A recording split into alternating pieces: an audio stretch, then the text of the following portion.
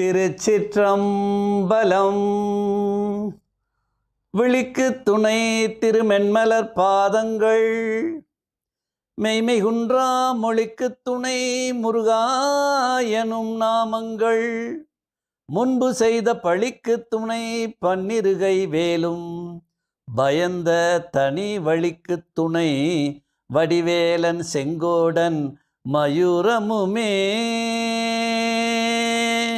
வெற்றிவேல் முருகனுக்கு, வெற்றிவேல் முருகனுக்கு, வெற்றிவேல் முருகனுக்கு வணக்கம். கவர்னர் ஐயாவின் அற்புதமான உரைகளை தொடர்ந்து கேட்க கவர்னர் கர்ஜனை அபிஷியல் என்ற புதிய சேனலை இப்பொழுதே சப்ஸ்கிரைப் செய்து கொள்ளுங்கள். கூடவே பெல் பட்டனையும் கிளிக் பண்ணுங்க. கலியுக கர்மாவை களைய கந்த பெருமானின் கட்டளைகள் என்ற தலைப்பில் இன்றைய சமுதாயத்திற்கு வழங்க வேண்டிய ஒரு எமர்ஜென்சியான விஷயங்களை நாம் பார்த்து வருகிறோம். இப்போ கலியுகம் தொடங்கி ரன்னிங். இந்த யுகத்தில் பொல்யூஷன் ரொம்ப அதிகமாயிட்டதுனால 120 வருஷம் இயற்கையால் இறைவனால் கொடுக்கப்பட்டிருக்கிறது. ஆனால் அதையே அனுபவிக்கிறதுக்கு நம்மள பலருக்கு வாய்ப்பில்லை, அதற்குரிய தகுதி இல்லை. 60 வயசு 62 வயசு அதிலேயே எல்லாரும் ஏதோ ஒரு நோய் வந்து எல்லாம் போயிடுறாங்க. 120 வருஷத்துக்கு இங்கே வாழ்கிறதுக்கு ஆளே இல்லை என்ற நிலைமை. காரணம், நாம் இறைவனை விட்டு ரொம்ப தள்ளி இருக்கக்கூடிய காலகட்டம் இது. 25% மக்கள் இறைவனோடு நெருக்கமாக இருக்கிறார்கள். 75% மக்கள் இறைவனை விட்டு மிகவும் விலகி இருக்கிறார்கள். இதுதான் இப்போ இருக்க பிரச்சனை. இது சொல்லியாச்சு. முருகப்பெருமான் கொடுத்த 3 ஆப்ஷன். இந்த கலியுகத்தில் உன் கர்மாவை களைந்து விடுதலையாகி நீயே இறை ஐக்கியம் பெற வேண்டுமென்றால் 3 முடிவு எடுக்கணும்னு சொல்லியிருந்தார். அதில் முதல் முடிவு, தேர்ந்தெடுக்கப்பட்ட ஆன்மாவாக மாறி இறைவனிடம் இணைவதா, தேர்ந்தெடுக்காத ஆன்மாவாக இருந்து இந்த மண்ணில் மக்கி மாழ்வதா? இது முதல் கேள்வி கேட்டிருக்கார். 2வது கட்டளை என்ன சொல்லியிருக்காருன்னு கேட்டிங்கன்னா, இந்த முதல் பூதம் என்பது நிலம். இந்த நிலம் இரும்பு என்ற தாதுக்கு சொந்தம். இந்த இரும்பு சனியின் ஆட்சியின் கீழ் இருக்கிறது. அப்போ இந்த தேகம் பிறக்கும்போது இரும்புத்தன்மை உள்ளதாக இருக்கிறது. இரும்பு நிலையில் உன்னுடைய உடல் இருக்கிறதுனால தான் நீ கிட்னி போச்சு, ஹார்ட் பிளாக் ஆயிடுச்சு, சோரியாசிஸ் வந்துருச்சு, கேன்சர் வந்துருச்சு, ஆஸ்துமாவால் அவதிப்படுறேன், இப்படியெல்லாம் நீங்கள் நோய்வாய்ப்பட்டு நீங்கள் மடிவதற்கு காரணம் உங்கள் தேகத்தை நீங்கள் இரும்பாகவே வச்சுருக்கீங்க. இதை நீங்கள் லோ மெட்டல்லிருந்து ஹை மெட்டல் நோக்கி சில ஒழுக்கங்களை பின்பற்றி உயர்ந்தீர்கள் என்றால் ஆயுளும் அதிகரிக்கும், உங்கள் தேகத்துக்கு நோயும் வராது, இன்பமாகவும் இருப்பீர்கள் என்பதை ஆதி காலத்திலிருந்து நேற்று 130 வருஷத்துக்கு முன்னால் வள்ளலார் காலம் வரை எல்லாரும் விலாவாரிய அந்த ஞானிகள் உரைத்தார்கள். ஆனால் கேட்பதற்குத்தான் இந்த மனித குலத்தில் நாதி இல்லாமல் போனது. 25 பேர் கேட்குறாங்க, 75 பேருக்கு அதை பற்றி ஒன்றுமே தெரியாது. 25 பேர் கேட்குறவங்களையும் பின்பற்றவங்க 2 பேர் 3 பேராக தான் இருக்காங்க. இதுதான் நிலவரம். அதனால தான் உங்களுக்கு துன்பமும் துயரமும் அதிகமாக இருக்கிறது. முருகப்பெருமான் என்ன கேட்கிறார்? முதல்ல செலக்டட் சோலாக மாறப்போறியா இல்லையா, அதை முதல்ல முடிவு பண்ணு. 2வது, ஹை மெட்டல் ஸ்டேஜுக்கு வரணுன்னா சில ஒழுக்கங்களை பின்பற்றணும். அப்படின்னா உனக்கு நோய் இருக்காது, நீண்ட காலம் உயிர் வாழ்வ, இறைவனை தரிசனம் பண்ணுறதுக்கும் டைம் இருக்கும், தவம் பண்ணுறதுக்கு தியானம் பண்ணுறதுக்குலாம் டைம் இருக்கும். வேணுமா வேணாமான்னு கேட்டார். அடுத்து சொன்னார், நீ ஹை லெவலுக்கு போகும்போது உன் முகம் கருப்பாக இருக்கலாம், ஏனை கோணையாக இருக்கலாம், உன் தோற்றம் அருவருப்பாக இருக்கலாம், நீ வந்து ஒரு அலார்மிங் ஃபேஸாக கூட இருக்கலாம். ஆனால் இந்த விஷயங்களை பின்பற்றினால் நீயும் ஒரு பட்டர்ஃப்ளை மாதிரி சார்மிங் ஃபேஸாக மாறிடுவ.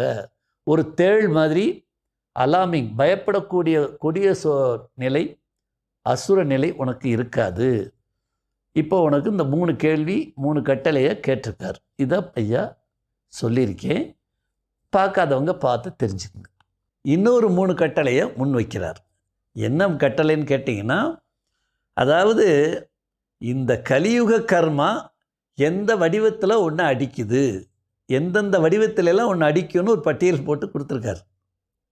அதில் 3 விஷயத்தை நீ பின்பற்றினேன்னா இதில் தப்பிக்கலான்றாரு. அதில் இப்போ நீ கொரோனாவில் அடிபட்டு சாகிறாங்கள, உலகம் பூரா மக்கள் லட்சக்கணக்கான பேர் செத்துக்கிட்டு இருக்காங்க. இதுவும் அதை சார்ந்தது தான். புரியுதுங்களா? எப்படித்தான் வரும்னுலாம் சொல்ல முடியாது. கலியுக கர்மா கர்மாவை உங்களை காலி பண்ணுவாங்க. அந்நேரம் அதுலேருந்து நீ தப்பிக்கணும்னு சொன்னால் என்ன மாதிரி அந்த கர்மாவிலேருந்து நீ எஸ்கேப் ஆகுறது, அதை நீ தெரிஞ்சுக்கோ. இது மாஸ் சுத்தம்தான். நீ எப்படி எஸ்கேப் ஆகுறதுன்னு முடிவு பண்ணிக்க அப்படின்னு சொல்கிறார். அந்த 3 கட்டளை என்னென்ன விஷயத்தில் நாம் இப்போ கர்மாவால் தாக்கப்படுகிறோம் என்ற விஷயத்தெல்லாம் இப்போ நான் சொல்வேன். இதெல்லாம் 20 வருஷமாக நான் சொல்லிகிட்டு இருந்தது தான். இப்போ மறுபடியும் அதை ரீகால் பண்ணி சொல்கிறேன். அறிவியல் பூர்வமாக முருகப்பெருமான் சொல்கிற விஷயங்களை ஐயா சொல்கிறத கேட்டுக்குங்க. அவர் என்ன சொல்கிறார், இந்த தேகம் அம்மாவும் அப்பாவும் சந்தோஷமாக இருந்ததுனால பிறந்தது. அம்மாட்ட ஒரு ஜெல் இருந்தது, சுரோனிதம்னு அதுக்கு பேர். அதில் கருமுட்டை தயாராக இருந்தது. அப்பாட்ட விந்து என்று சொல்லக்கூடிய சுக்கிலம் என்ற ஒரு வெள்ளை திரவம் இருந்தது. 2 பேரும் மகிழ்ச்சியாக இருந்த உடனே இந்த 2ம் கருப்பையில் ஒன்று சேர்ந்து சுழல ஆரம்பித்தது. அப்போ எல்லா 27 நட்சத்திரமும் தன்னுடைய பவர் மூலம் வேலை செய்ய ஆரம்பித்தது.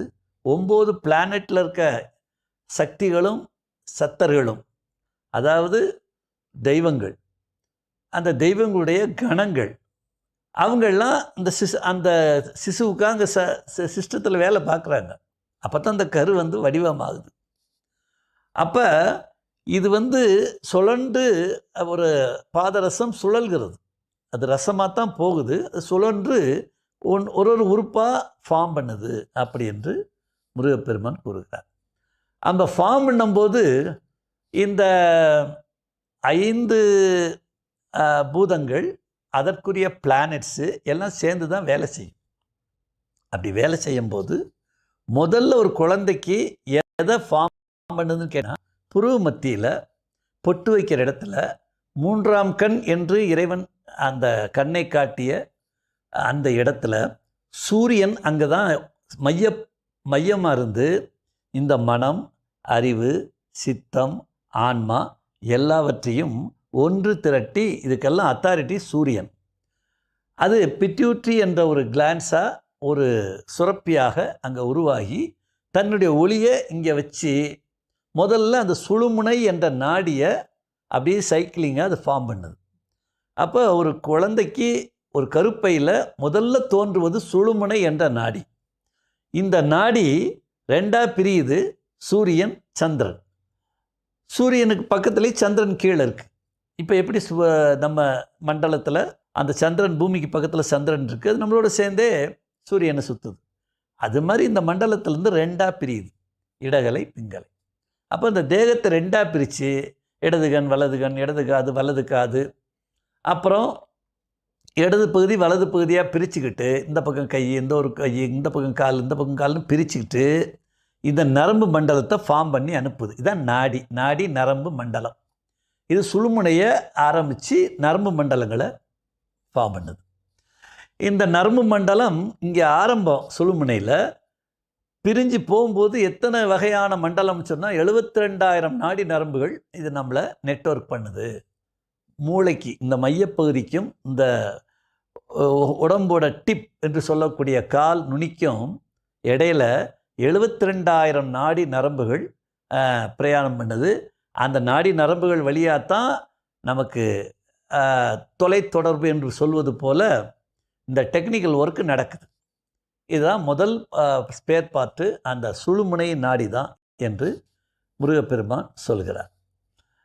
அப்போ அந்த சுழுமுனை நாடி 72,000 நாடி நரம்பு இருக்கிறது என்பதுக்கு அடையாளமாகத்தான் நம்ம சிதம்பரம் திருக்கோயில் சிவன் கோயிலில் பொற்கூரை வேய்ந்திருப்பாங்க. அதில் அந்த தகடுகள் வந்து ஒரு நாளைக்கு 21,600 மூச்சு விடுறோம் அப்படின்றதுக்காக 21,600 தகடு பொன் தகடு வைந்திருப்பாங்க. நல்லா யோசிக்கணும். பல்லாயிரம் ஆண்டுகளுக்கு முன்னாடியே ஒரு சிவன் கோவிலை அமைக்கும்போது எப்படி தேகத்தின் தத்துவத்தை அமைத்திருக்கிறார்கள்னு பார்க்கணும். புரிஞ்சிட்டிங்களா? 21,600 மூச்சு, 21,600 பொற்தகடுகள், 72,000 நாடி நரம்பு வழியாக இந்த இயக்கம் நடக்குது. அந்த பொற்தகடுகளை 72,000 பொன் ஆணி, தங்க ஆணி கொண்டு அதை முறுக்கியிருப்பாங்க. சரிங்களா? 9 ஓட்டை உள்ள தேகம். அதனால் சிதம்பரம் கோயிலுக்கு 9 வாசல் இருக்கும். அது ஒரு சிறப்பு. அப்புறம் சிதம்பரம் நடராஜர் டான்ஸ் ஆடுறார் பாருங்க, அது வந்து சன்னதிக்கு இடதுபுறம் இருக்கும். அப்படின்னு என்ன அர்த்தம்? ஹார்ட்டில் தான் அவர் லப்டப்னு டான்ஸ் ஆடுறார். அந்த ஹார்ட்டை குறிக்கிற விதமாக அது அமைஞ்சிருக்கும். அப்புறம் அருவம், வெட்ட வெளியிலேருந்து இது ஆரம்பிக்கிறதுனால இப்போ இஸ்லாமியர்கள் வெட்ட வெளின்றுவாங்க. அது அங்கே வெட்ட வெளியே வணக்கம் இருக்கும். உருவம், சிவலிங்கம் இருக்கும். விளங்குதா? அருவம்னு சொல்ல முடியாது, உருவம்னு சொல்ல முடியாது. ஒரு இயக்கம், ஒரு மின்காந்த சக்தி இயக்கம், மின்சாரம் காந்தம் ரெண்டும் சேர்ந்து இயங்குகிற இயக்கம் தான் சிவலிங்கம். அது அங்கே சிவலிங்க ஸ்வரூபம் இருக்கும். அப்புறம் உருவமாக நடராஜருடைய டான்ஸ் இருக்குது, உருவம் இருக்கும். அப்போ அரு இந்த மூணுமே சிதம்பரம் கோயிலில் இருக்கும். அப்போ இதை 72,000 நாடி ஆணிகளை கொண்டு அந்த பொற்கூரை வேய்ந்ததுக்கு அடையாளம் 72,000 நாடி நரம்புகள் நம்மை தேகத்தில் இயக்குகிறது.